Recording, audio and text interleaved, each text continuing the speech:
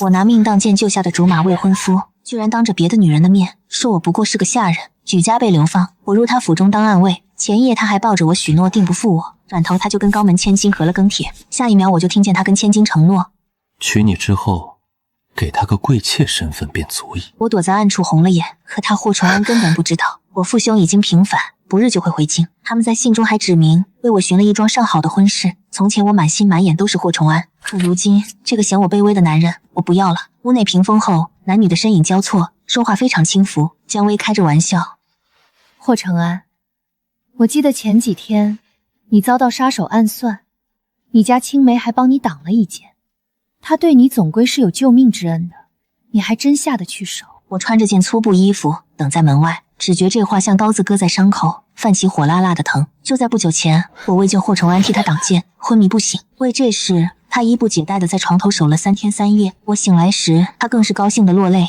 还十分宝贝的给我戴上手绳。他怎么说，心里边还是挺在乎我的。我低头看了眼手腕上的普通红绳，眼中闪过微弱的光。霍崇安沉默片刻，再次说话时，声音里已经带上了冷意。我没把他发配边疆，去洗衣做饭，变成狱卒的玩物，已是仁至义尽。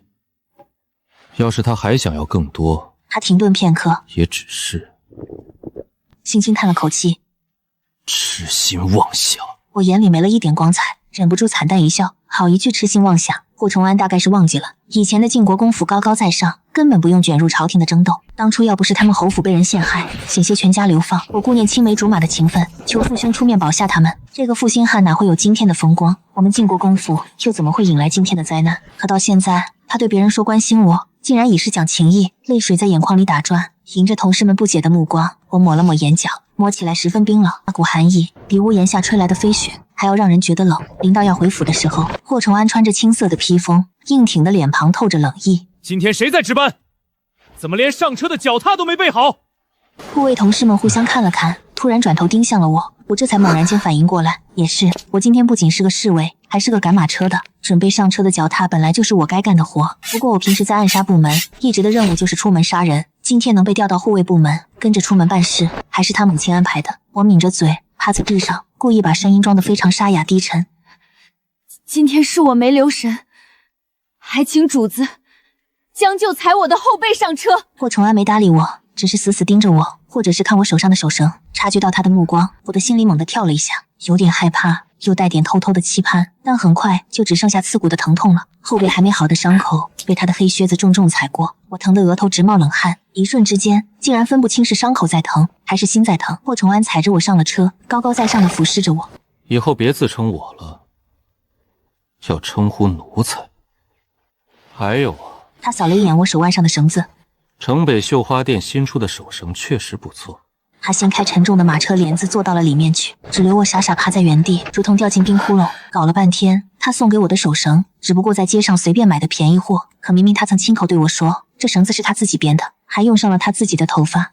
刚回到后巷住处，天就快黑了，天边的红云红得像要滴血似的。我低着头，没精打采的走在石板路上，忽然看见前面有人，我拉住一个平时脸熟的嬷嬷，打听出了啥事。她吞吞吐吐的，最后还是劝导我：是丫头，我知道你是个好姑娘，可后巷这地方终究是下人住的屋。你看啊，这京城里头，谁家会让贵客住这儿？咱们命苦，得守本分，有些东西还是不要瞎惦记的好。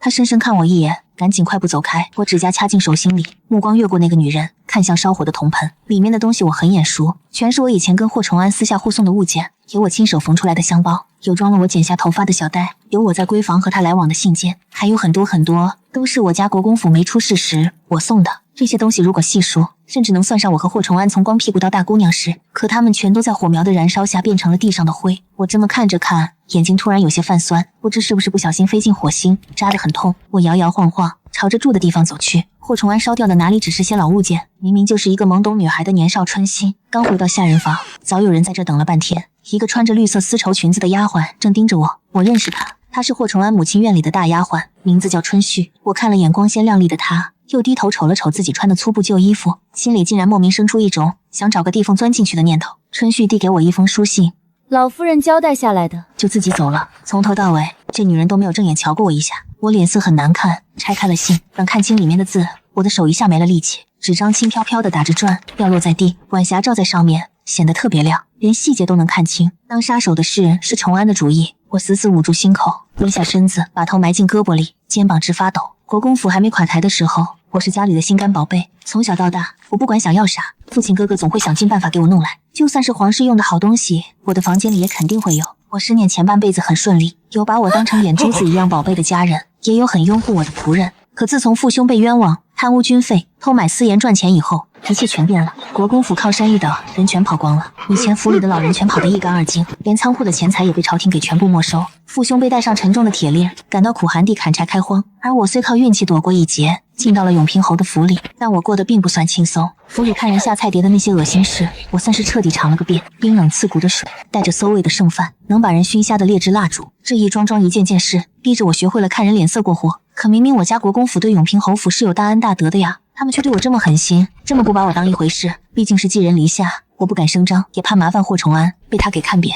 只能把牙齿打碎了往肚子里吞。我的处境已是这样，侯府却一点不客气地把我继续往那难堪的地方逼。在我连饭都吃不饱时，府里管家直接挑明说家里绝不养闲人，于是我当了暗中保镖，并且被分到专门出门杀人的小队。为了活下去，为了给父兄洗清冤屈，也为了不再看人的脸色，我天没亮就起床练剑，练到手酸，练到腿酸，练到全身发抖，只能咬紧牙关。最难熬的时候，我甚至痛得一整个晚上都闭不上眼。可到了天亮时，我还是会硬撑着爬起来继续练武。我原本以为我的这些事霍崇安从不知情，却万万没想到，原来这男人也是背后的黑手。眼泪忍不住滑落，我站起身，借着模糊的视线走到书桌前，桌上没有精致笔墨，一眼看去，除了一张纸，就是空荡荡的一片。估计永平侯府觉得我思念是个粗人，不配用那种高雅物件。我从地上火盆里小心翼翼地捏起细碎的黑炭，在纸上写字。思念，我手停了停，果断写下，全听父兄安排。我扔掉黑炭，把纸叠好，塞进鸽子腿上的竹筒，把它放飞上天。霍崇安是个办事利索的，没过多长时间，就急急忙忙地准备起订婚宴会。在请客的前一天夜里，男人半夜来到我屋，那时外面刚好敲过3更天。霍崇安带着一身木头香的冷气推开门，阿念，他小声喊我，我身子猛地一哆嗦，心里涌起气恼。孤男寡女半夜见面，那叫私会，要是被人撞见了，还不知道府里又要传出啥闲言碎语。霍崇安既然这么看不起我，我坐起身，皱起眉，不高兴的模样全摆在脸上。霍崇安对此装作没看见，自己从怀里掏出打火石，把蜡烛点亮，火光发暗，浓烟直冒。霍崇安不易察觉地沉下眼，这府里的下人看来是越来越没规矩。哼，连好蜡烛都敢偷换。他下巴绷起2道生硬的线条，但在转头看我时又变得温和。阿念，最近府里的事你应该也听说了，我并不是故意要瞒着你，只是现在朝廷斗争实在太危险，侯府也不过是容易翻掉的小船。现在宁王得势，为了保住侯府，我只能娶支持宁王的信阳侯大女儿，当做见面礼。男人说到这，眼神有一瞬间闪躲。你尽管放心，等他过了门，我立刻就提你当小妾。我刚想要说话，霍崇安却连给我反驳的机会都不给。这事就这么定下来了。关于你申请当侯府正式保安的事，已经被我扣下。我惊得瞪大眼。按照现在的规矩，侯府护卫是有级别的，如果我能当上正式护卫，就能拿回卖身契，做个堂堂正正的普通人，而不是别人口中叫的奴才。这是我这几年拼命的目标，眼看马上就要顺利办成，却被霍崇安这么轻松的搅黄。你以后就从暗杀队转到内卫队，踏实待在我身边就行。女人舞刀弄枪本来就不像话，你以后必须收敛脾气，安心做个不出门的人。霍崇安自作主张给我定了位，留下高档饭盒就想离开。我声音沙哑，我初次进暗杀队差点没命，那任务极其危险。是你在背后搞鬼吧？霍崇安停下了脚步，回头看我，眼神深沉。他是当今皇上亲挑的第2名，聪明过人，自然听懂了什么。阿念，我从没想让你当杀手的，我只是想……男人垂下眼，自嘲地扯了扯嘴角，让你跟我服软，开口求我一次。我心脏猛地抽痛，就看到霍崇安脸色阴沉。你还是国公府大小姐时，侯府根本高攀不上你家。为了能高攀，我总是委屈自己，处处都在讨好你。我委屈了自己这么多年，你总该补偿我，求我一次。霍崇安走了，他临走前仔细的关好门，挡住了外面的风雪。可待在屋里的我却觉得周围严实的墙壁好像漏风，不停有冷气吹进。原来所谓的青梅竹马感情，只不过是我自以为。他霍崇安从小到大对我的亲近，从来都不单纯。我暗下眼神，心里对这男人的最后一点盼头也消失干净。霍崇安，我10年再不要你了，这次是真的，我发誓。订婚宴那天，家里满是宾客，酒席摆在后院梅园，红梅点点，非常的好看。我望着熟悉的院子，眼神直发愣。这院里的一砖一瓦，全是我和霍崇安以前一块布置。当时我们两人还说，以后定要在这办订婚宴，让全城的男女羡慕死。可现在，我只能站在屋檐下，连上桌的资格都没，只能静静看着。看霍崇安给姜薇夹菜，看大家起哄，看两人的嘴唇一碰就分，心里传来一阵阵隐痛。我低头藏起眼底酸楚，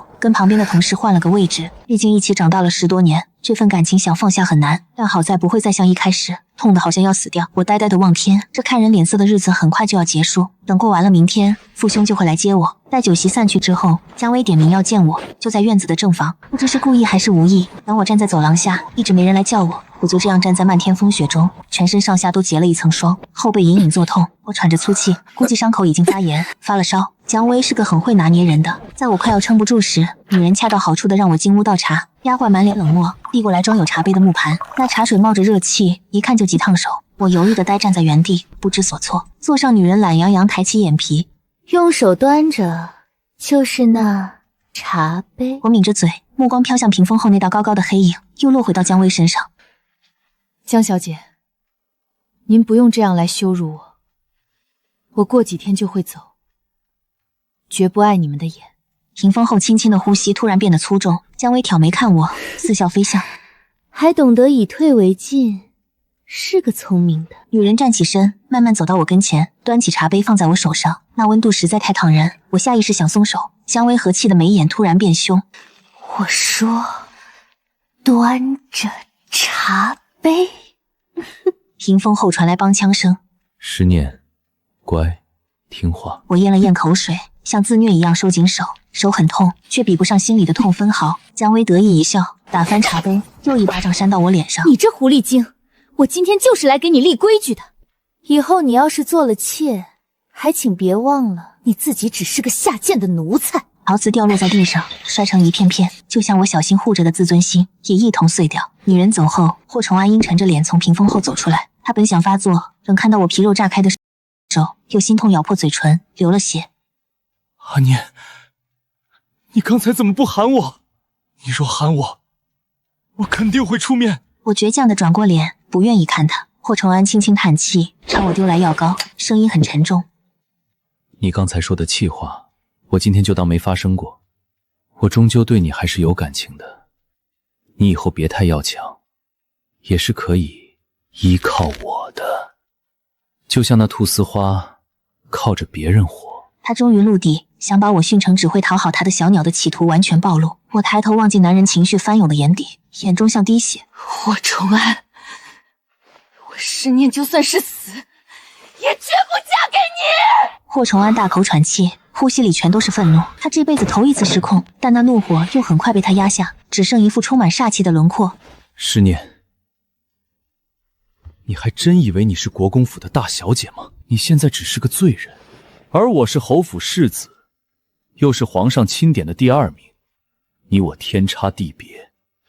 嫁给我，做我尊贵的小妾，还真就委屈了你吗？身体止不住的直发抖，屈辱涌上心头，我眼里带着恨意。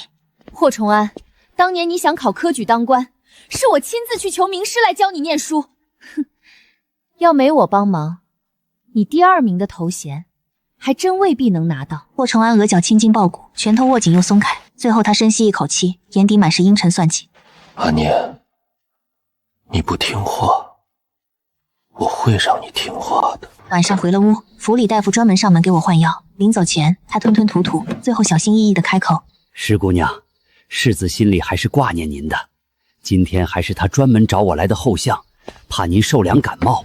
您现在抹的药，更是世子亲自去仓库一样样挑的，用的全都是好货。”他话只说一半，弯着腰退出了门外。我死死地咬住嘴唇，大夫话里的意思我自然能听得明白。他叫我不要摆谱，乖乖认命就行了。可我10年偏偏不愿意。我有骨气，我能忍一时看人脸色，但绝不愿一辈子这样。当初之所以进这永平侯府，我也不是因为怕死，只是为了能留在京城，找个机会给父兄洗清冤屈。我抬起头，看心里的委屈从眼眶掉下，让自己看遍，让别人看遍。这看人脸色的日子怎么就这么难？连保住做人的尊严都是奢望。好在只要过了明天，我就可以回家了。第二天，我本来想平平安安的熬到明天，毕竟国公府现在是某些人的眼中钉，我要是有啥动静，只怕会引来坏心眼的人怀疑，导致父兄在半道上被人劫杀。可偏偏姜薇就不是个老实的人，他打着给两家结婚讨个好兆头的名义，邀请霍崇安一起去大相国寺上香，男人自然没有不答应。我本来不想去，可霍崇安却态度很硬。阿念，我是主子，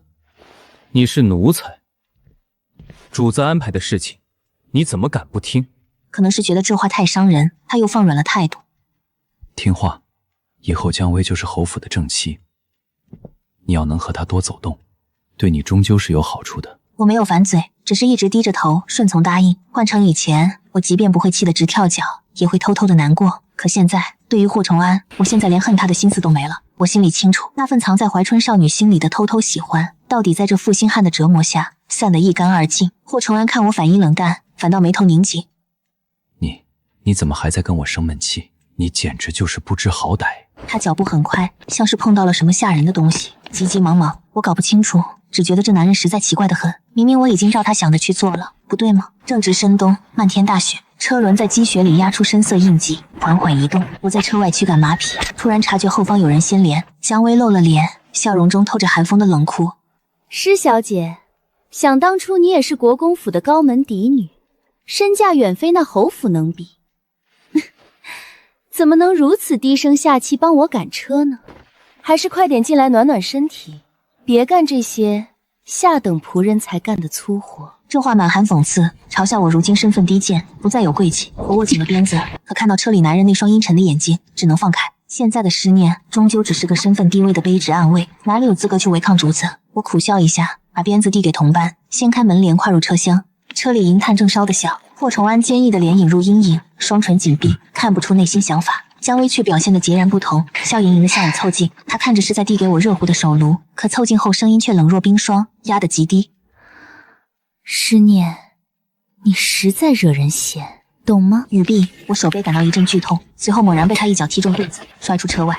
有刺客，快呼驾！同事大声呼救，并用力挥鞭抽击马匹，伴随惊恐鸣叫，马车飞速离去，很快就消失不见。我恍然大悟，惊觉自己已经被一群悍匪死死围住。我尝试挣扎，可身体像灌了铅一样沉，根本动不了。我本能地看向被姜薇抓过的地方，瞳孔骤然放大。那个女人竟指甲藏毒，使得还是很辣的散功药。领头土匪早有预料，露出一脸狞笑。老板请兄弟们教这位变听话点儿。大家伙记清了吗？旁人哄笑一声。爷放心吧，等兄弟们爽够了，就把他卖到暗巷里任人作践，保证让他乖乖听话，保管磨掉他一身傲骨。今天先拿他出气，别弄出人命，留着还有用。我绝望闭眼，露出惨笑。10几年的两小无猜，霍崇安竟这般狠心，如此绝情。霍崇安很慌，他此刻心神不定，甚至感到恐惧。男人盯着姜薇，神情冷若冰霜。你确定只是想惩戒一下，让他顺从？姜薇毫不在意地看着红色指甲，随口回应道：心疼了吗？霍崇安喉结微动，本想下令终止行动，可又忆起施念先前那双冷漠嫌弃的眼，眼神瞬间沉了下去。你最好真的只是小惩，别做得太绝，不然的话，别怪我翻脸不认。姜薇淡淡一笑，并没有理会。施念绝对不能活命，他们侯府当初也涉及了陷害国公府的勾当，他绝不容养虎为患。况且姜薇打心底不信，等施念变成被千人糟蹋的烂货后，霍崇安还肯要他。霍崇安看他不想再说，额头青筋暴跳，但还是忍住了没说。施念性格的确太犟，要是能借此让他服软，那也不错。尽管这么打算，可男人的内心依然很纠结。如果这女人刚才肯大声喊他的名字该多好，他定会抛弃与姜薇的承诺，下车救她，把她搂进怀里。偏偏那个女人骨气太硬，死不认输。霍崇安沉重叹息，这份投靠宁王的见面礼终究是难处理，现下只能苦了施念。等办完这事，他霍崇安绝对会加倍补偿，不再让他受苦。他霍崇安在此立誓。我被土匪一路拖拽着带到了荒凉的破庙里面，他们正想动手。这又是谁的走狗？贼头大惊失色，愤怒大喊：滚出来！别在这里故弄玄虚！神像的后面，有人打着油纸伞漫步走出。她长相俊美，像春日冒头的嫩竹，一举一动都带着江南的儒雅气，高贵且温柔，简直像个仙人。我叫陆启安，是来取你们性命的人。话才刚说完，无数冷箭从暗中射出，除我趴在地上侥幸躲过一劫外，剩下的土匪全都被射成了马蜂窝。突然，空中大片的雪花飘落，陆启安打着伞慢慢朝我走近，他低头看我，眼中全是那个蓬头垢面的狼狈女人。施小姐，好久没见了，你肯定把我忘了。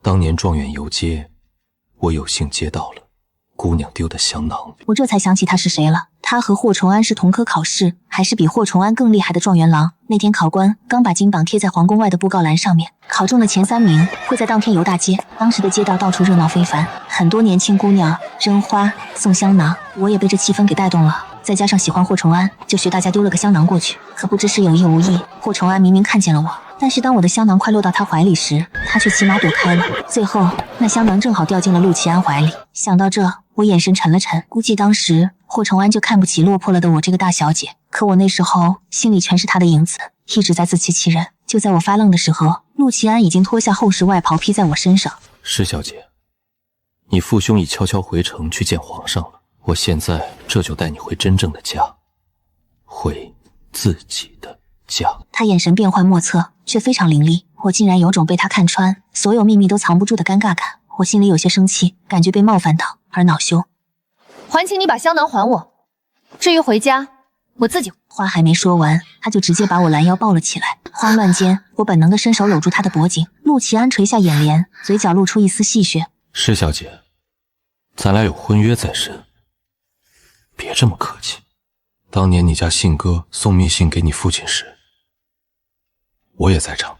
我瞪圆了眼，感觉全身都在发烫，那股热气冒得极其猛烈，让我分不清是因为害羞，还是从陆启安身上传过来的体温。刚走出门，有手下立刻跑来：“主子，您快上车去歇一会儿，这一路奔波，您昨天才刚刚染了风寒。”我心里一颤，猛地抬头，陆启安却不在乎。来人，放火把这破庙给烧了。现在盯着国公府的人太多，就让那位还在京城的嫡女先假死吧。说完，他低头看向我：“施小姐，不用觉得欠我的。为了救你跑的这一趟，我很乐意。”两人对视一眼，我赶紧低头。陆启安的眼神太有杀伤力，里面全都是我。我虽不懂他为何对我这么好，但我明白自己受不起。我刚结束那段倒霉的烂感情，还没勇气去接受别人，这对他来说不公平。拜完佛，刚回到府里，公子，施念姑娘她大概是死在那破庙的大火里了。做出这个判断的根据是，现场有具女尸，看那身段长相跟施念简直一模一样。听到这消息，霍承安站都站不稳。不可能，这绝不可能！乔薇明明答应过我，只是想给阿念个教训。手下犹豫了一下，从怀里拿出一个发绳。主子，这是属下在破庙旁边捡到的。霍承安颤抖着接过来，看清上面的特殊标记后，气得心口剧痛，当场喷出一口鲜血。他像受重伤的困兽，嗓音嘶哑：“传令下去，不计后果，把姜维抓来！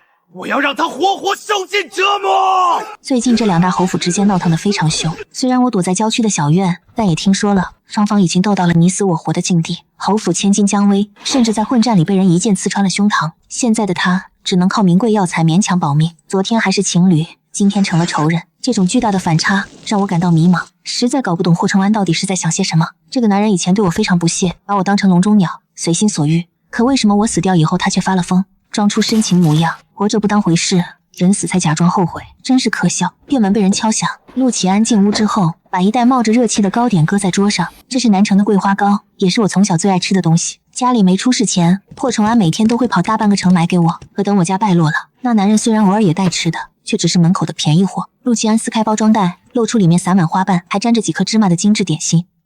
尝尝吧。他拿出一块凑到我嘴边，我顺势张嘴咬住，舌尖不小心碰到了他手指上的老茧，感到嘴里泛起一丝咸味。我猛然反应过来，赶紧站了起来，脸蛋红个透底。你这种做法是不是太冒失了？陆启安也不生气，随手又从袋子里捏出一块，塞进自己嘴里。今天的桂花糕吃着还真是不错呢。我咽了下口水，看着他吃东西的样子，犹豫了半天，最后无奈坐下。陆启安，我这种人配不上你。虽然我是国公府嫡女，但没了家世背景，我只是个粗鲁的武夫，没有半点文人的温雅。陆琪安摇了摇头，收起那副吊儿郎当的样，眼神里全是认真。施小姐，你是个非常优秀的女孩，你内心善良，总会给后门的叫花子留些吃的。你不说坏话，也从来不会去辱骂别人。你心怀大爱，每个月都把零花钱拿去救助孤儿，还有那些受了伤的退伍老兵。他夸了我好久，听得我浑身都不自在，脸红得发烫，根本不敢抬眼看他。聊到最后的时候，陆琪安停了下来。无论是谁能把你娶回家，都是上辈子修来的。男人死死盯着我，话到嘴边又咽了回去。当年旱灾严重，他要饭来到京城快饿死了，是师念随手给了他一个钱袋子，才让他捡回一条命。大概就是从那时起，他心里就有了这女孩，天天惦记着能见她一面。就算后来他被找回皇宫成了大官，心里还是放不下这个念头，也根本没法忘记那个梦中女孩。也许真就像老话说的，有些情谊一旦开始就无法回头。或许看出我心里还没痛快，陆琪安带我去了城郊一处梅园，见那有个人正倚靠在那独自喝酒，身旁放着个往生牌位。我认出他来，正是霍崇安。陆琪安站在我的身旁，慢慢述说。霍崇安去了大相国寺，3步一拜，爬了300级时间，他硬是咬着牙1天1夜爬完全程。自那以后，他膝盖落下了残疾，往后恐怕连走路都要变瘸子。至于这园子，全是他砸重金建的样子，基本照着他们永平侯府里的园林原样复刻。我远远瞧着霍崇安，神情复杂，可心里一点感动感觉也没。迟来的深情比草芥，到了现在，何苦在这装模作样呢？师念，他没命了。皇帝在你父兄的帮助下，铲除了宁王，在对反贼势力进行清断时，县阳侯府供出了霍家。你被杀只是引子，他们两家之所以死磕，是因为霍家也牵连其中，很快也要跟着宁王的那些党役一起被发配宁风塔。霍崇安本来就因为你的死透了心，如大家族然遭遇横祸，他已经油尽灯枯，活不过几个钟头。要见见他吗？远处的男人似乎发现有人，猛地回头望向我这边，惨白的脸上瞬间多了几分生气。阿念，我轻轻叹声气，走了过去。霍崇安着急地站起来，拼命地想拍掉衣服上的脏东西，可越拍越脏，简直像极了当年穿破衣烂衫、没脸见人的师念。我伸手拦住他的手。霍崇安，你又是何苦折腾呢？霍崇安眼圈乌青，脸色苍白，一脸丧气。阿念，对不起，我从没想过事情会变这样，请你相信我，我真的没想害你。说到这里，他哭成泪人。是姜维骗了我，他说只是想吓唬你，让你变听话，可我哪想到他居然敢表面一套，找了那样一群混蛋。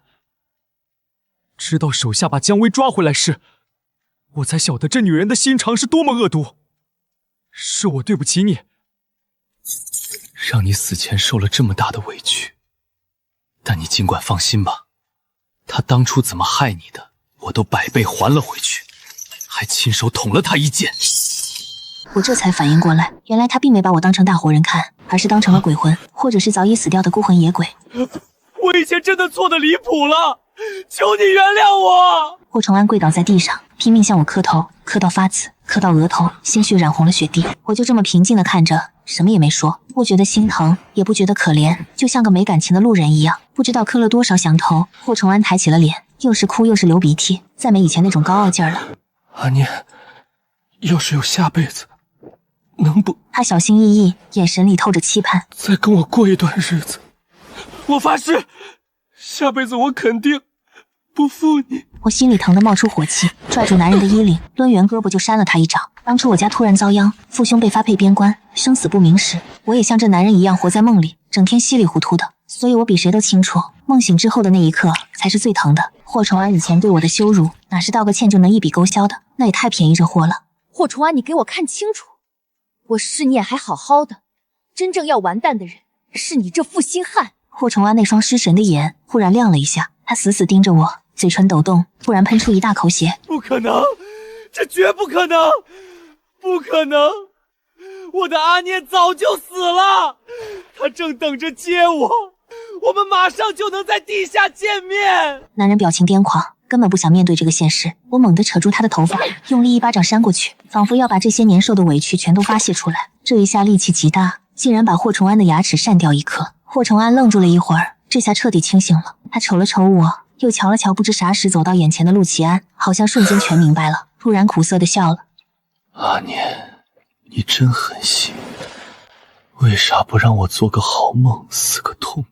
我盯着霍承安瞬间红润的脸，立刻意识到他这是回光返照。我这人向来记仇，爱憎分明，有仇必报。我改变想法了，我要让这个负心的混蛋死得痛苦。于是不知怎么想的，我一把拽过陆琪安的袖子，拉低他的头，直接吻上他的嘴唇。霍承安眼睛瞪得溜圆，眼底通红，浑身不停地发抖。这还没完，我调戏完陆琪安，把他猛地推开，不管他受伤的表情，语气特别凶。霍崇安，以后咱们阴阳两隔，再也不见了。不仅这样，老娘以后还要在这世上找很多小白脸，才不给你守活寡。霍崇安嗓子里发出怪声，慢慢的没了气。男人临死前死死盯着我，流出了2行血泪。我心里的恶气全消了，放声大笑，真是太痛快了。身后有人眼神幽怨，声音黏糊：师念，有我这么个正牌老公还不够，你还想找谁？今天我就要让你知道厉害。我心跳漏了一拍，被陆琪安直接抱了起来。我下意识抬头，看到陆琪安磨着牙齿，下巴的线条显得有点凶狠，活像一只发了狠的大狼狗。我微微一笑，目光越过这个男人，看向远方，那里的树枝发芽了，小草露头了，就像新生。